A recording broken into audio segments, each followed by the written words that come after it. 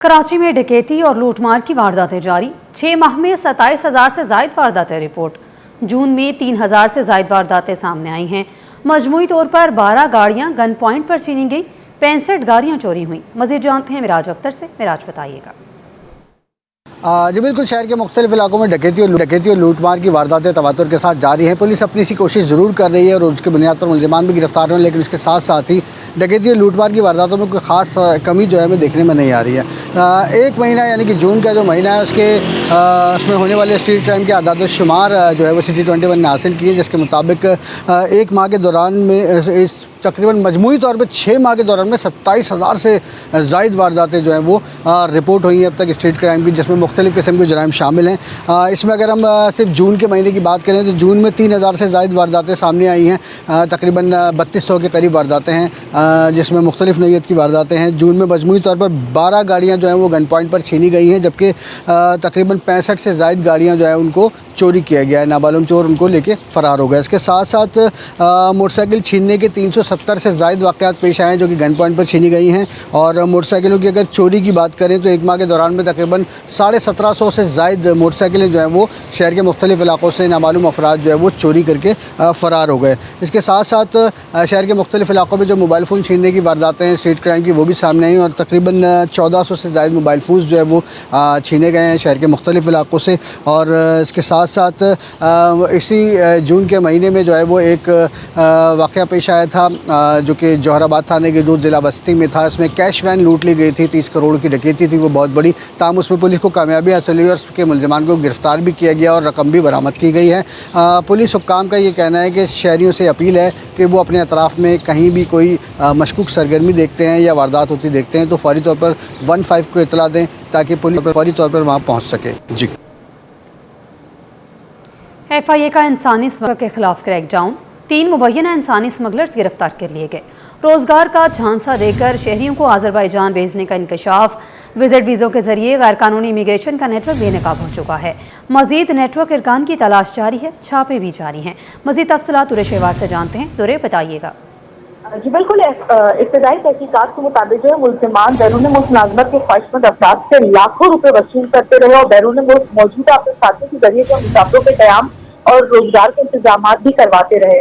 FIA के ने मुकदमे में कार्रवाई करते हुए तीनों मुल्ज़िमान को गिरफ्तार कर लिया, जबकि नेटवर्क के दीगर अरकान की गिरफ्तारी और इंसानी स्मगलिंग के इस मुनज़्ज़म गिरोह के खिलाफ जो है मज़ीद तहकीकात और छापेमार कार्रवाइयाँ जारी हैं। जी दुरे शहवार अपडेट कर रही थी। दुरे, आपका शुक्रिया। आज से नया माली साल नाफिज, नया बजट और फाइनेंस बिल लागू। सिंध के मुख्तलिफ महकमों के करोड़ों रुपए लैप्स हो गए। 30 जून तक गैर इस्तेमाल शुदा बजट खुद ब खुद ख़त्म। कई महकमों ने अरबों रुपए वापस जमा करा दिए। नए माली साल के साथ तमाम अखराजात नए बजट से होंगे। आपको अपडेट कर रहे हैं।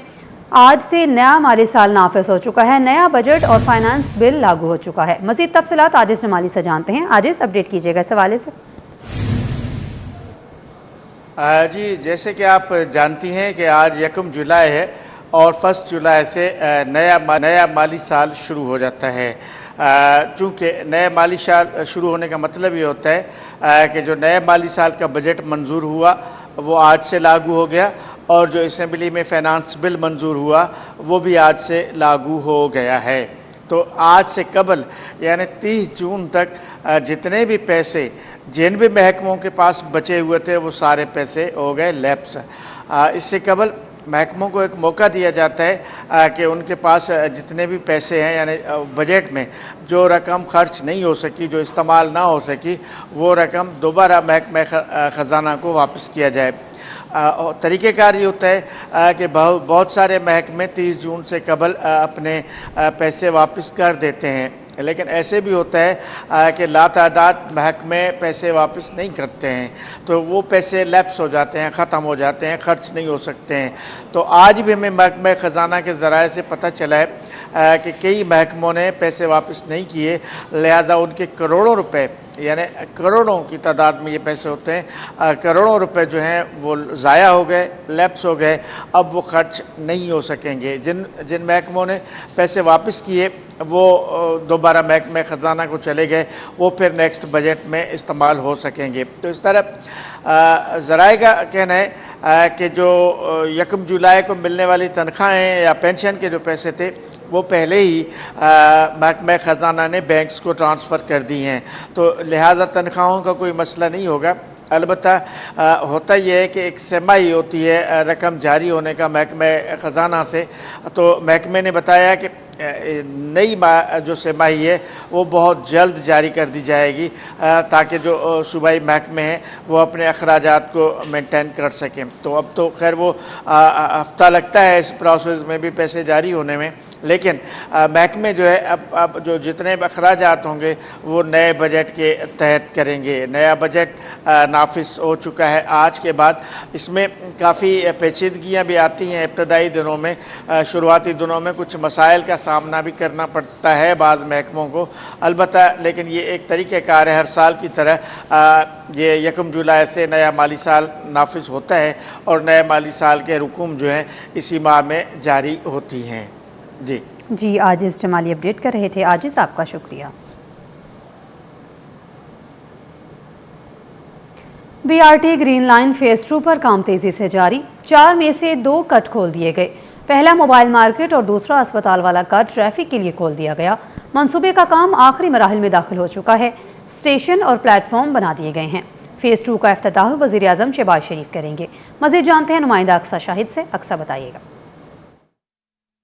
जी बिल्कुल, मैं इस वक्त मौजूद हूँ BRT ग्रीन लाइन फेज 2 के मंसूबे पर, जो 1.8 किलोमीटर पर मुश्तमिल है। नुमाइश से यूँ समझ लें कैप्री सिनेमा से जो है वो म्यूनसिपल पार्क तक जो है इसको तामीर किया जा रहा है। अगस्त 2025 में जो है वो इसका काम शुरू किया गया था और इस वक्त भी उस रोड को जो आप देख सकते हैं कि किस तरीके से जो वो ज़ेर तामीर किया गया है। पूरा ग्रीन लाइन का जो प्रोजेक्ट है वो स्टेशन यहाँ पर तामीर कर लिए गए हैं, उनकी छतें डाल दी गई हैं। अब जो है वो यूँ समझ लें कि फिनिशिंग का काम जो है वो यहाँ पर किया जा रहा है। बुनियादें डल चुकी हैं, ड्रेनेज का सिस्टम मुकम्मल हो चुका है। आगे जाकर हम देखते हैं कैप्री सिनेमा की तरफ, तो वहाँ पर जो वो स्टेशन भी लोगों के लिए जो बनाया जा रहा है और ब्रिज भी बनाया जा रहा है कि एक तरफ से जो वो दूसरी तरफ शहरी जो है वो रोड क्रॉस करके जा सकें। अगर बात की जाए म्यूनसिपल पार्क यानी दिल पसंद से कैप्री सिनेमा तक, तो 4 कट जो है वो इस रास्ते में आते हैं 1.8 किलोमीटर पर, लेकिन उन 4 में से 2 कट को जो है वो बंद कर दिया गया है, 2 को जो है वो खोला हुआ है, जिसमें एक मोबाइल मार्केट वाला कट और एक हॉस्पिटल वाला जो वो कट शहरियों के लिए जो वो खोला है ताकि आमदोरफ्त में किसी किस्म की परेशानी ना हो। जबकि हम PIDCL के इदारे से बात करते हैं तो उनका ये कहना है कि जो पब्लिक ट्रैफिक के लिए रोड है उसको जो वो 3 लेन पर जो वो बनाया जाएगा। आने और जाने वाली 3 लेन जो वो मुश्तमिल होंगी और ग्रीन लाइन BRT के लिए जो वो 4 लेन जो मख्तस की जाएंगी, क्योंकि मुस्तकबिल में इसमें येलो लाइन भी जो वो चलेगी, जिसको मद्देनजर रखते हुए जो वो डिज़ाइन किया जा रहा है। स्टेशन यहाँ पर तामीर किए जा चुके हैं। अमला यहाँ पर 24 घंटे मौजूद है और मुख्तलिफ पैचेस में जो वो काम किया जा रहा है। यहाँ पर टैंकर, हैवी मशीनरीज भी देखी जा रही हैं।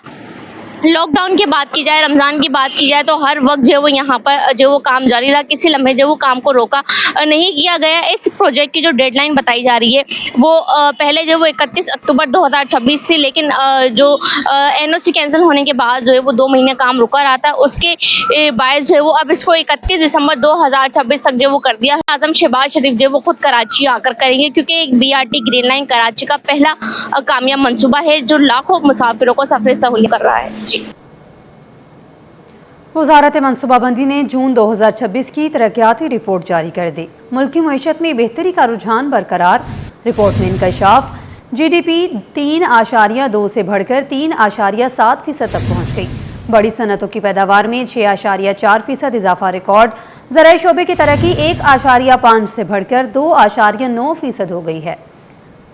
मज़ीद तफसीलात बसीम इफ्तिखार से जानते हैं। बसीम, बताइएगा।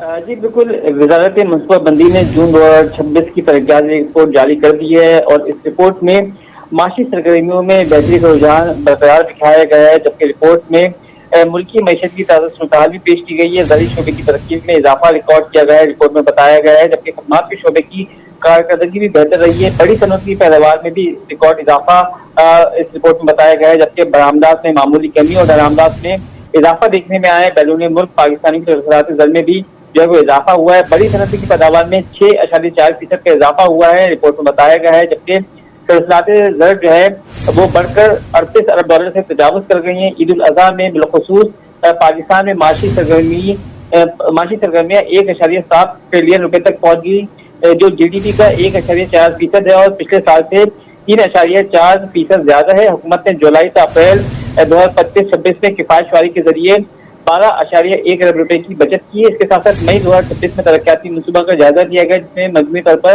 12 मनसूबे शामिल थे, 5 मंजूर है और 7 को ECNEC को भेज दिया गया है। जबकि मंसूबे से तकरीबन 9,813 बराह रास्त और 44,967 बिलवास्ता नौकरियां पैदा होने की तवक्का है। मईशत में GDP 3.2 से बढ़कर 3.7% हो गई है। जबकि ज़राई शोबे की तरक्की की बात की जाए तो 1.5% से बढ़कर 2.9% रिकॉर्ड की गई। जून में सनती तरक्की की बात की जाए तो सनती तरक्की 5.6 से बढ़कर 3.6 सनदी तरक्की 5.6 से कम होकर 3.5% हो गई। महंगाई में इजाफा हुआ और PPI के मुताबिक 4.6 से बढ़कर महंगाई 6.7% हुई। FBR की टैक्स वसूली में इजाफा हुआ। FBR की टैक्स वसूली 10,234 अरब से बढ़कर 11,229 अरब रुपए हुई। तफसीलाती दर में इजाफा हुआ और ये इजाफा जो है तकरीबन 34.9 अरब से बढ़कर 38.1 अरब रहा। इसके साथ बरामदात में मामूली कमी, जबकि दरामदात में इजाफा देखने में आया है। जी बसीम इफ्तिखार अपडेट कर रहे थे। बसीम, आपका शुक्रिया। इंटरमीडिएट साइंस ग्रुप के अमली इम्तहानात जारी। असिस्टेंट प्रोफेसर रेहान आलिम का कहना है कि जदीद तकाज़ों के मुताबिक प्रैक्टिकल मश्क के तरीक़ाकार में तब्दीलियाँ लाई गई हैं। तिबी शोबे से मुतल्लिक अमली इम्तहानात में तलबा को बुनियादी तिबी टेस्ट करने की बाकायदा तरबियत दी जाती है, जिसमें ब्लड ग्रुप, ब्लड शुगर समेत मुख्तलिफ टेस्ट शामिल हैं। मज़ीद जानते हैं हमारे नुमाइंदे सैयद ज़ुबैर राशिद से। ज़ुबैर, बताइएगा।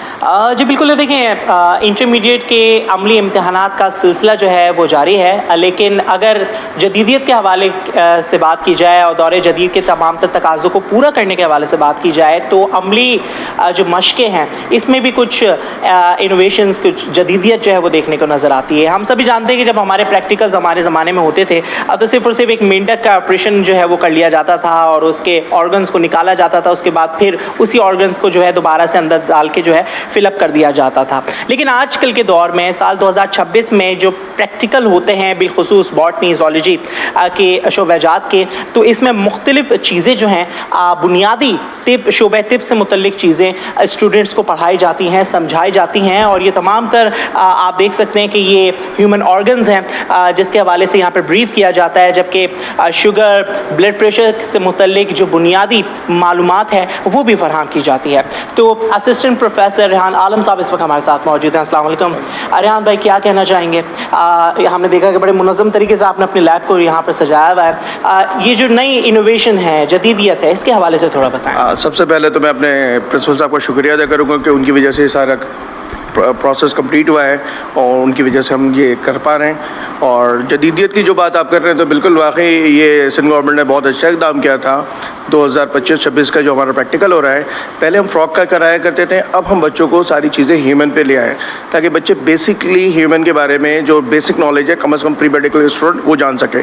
जैसे हम ECG बच्चों को पढ़ना सिखा रहे हैं, ब्लड प्रेशर चेक करना सिखा रहे हैं, उसको रीड करना सिखा रहे हैं, बायोकेमिकल टेस्ट हैं प्रोटीन, कार्बोहाइड्रेट, लिपिड्स वगैरह के, इसी तरीके से ब्लड ग्रुपिंग का है और ह्यूमन के स्केलेटन सिस्टम जो है पूरा, जो बुनियादी चीज़ें बच्चों को पता हो कि कितनी हड्डियाँ हैं, कैसी हैं, किस पोजीशंस में हैं, ये हम करवा रहे हैं। बिल्कुल जी। मेरे कैमरामैन अगर आपको आगे रफीक दिखा भी सकें कि यहाँ पर ज़ूलॉजी बॉटनी के जो अमली इम्तहान है वो मुनक़िद किया जा रहा है। बच्चों से आपकी बात भी कराने की कोशिश करेंगे अगर इनको हम परेशान ना करें। बेटा मुझे बताओ, आम तौर पे जो प्रैक्टिकल्स हैं और मेडिकल का जो प्रैक्टिकल है इसमें क्या डिफरेंस लगता है, कितना मुश्किल लगता है? ज़्यादा तो मुश्किल नहीं होता, पर यह है कि इक्विपमेंट्स वगैरह नहीं होता, जैसे BPI प्रैक्टिस हो गया और ECG वगैरह, तो ज़्यादा समझने में थोड़ी सी मुश्किलात होती है। ठीक है जी, समझने में थोड़ी बहुत मुश्किलात होती हैं। यकीनन तौर पे बहुत अच्छा ये इक़दाम है और इसी तरीके से सरकारी कॉलेजेस में जो प्रैक्टिकल की जदीदियत है वो हमें देखने को नज़र आती है। जी।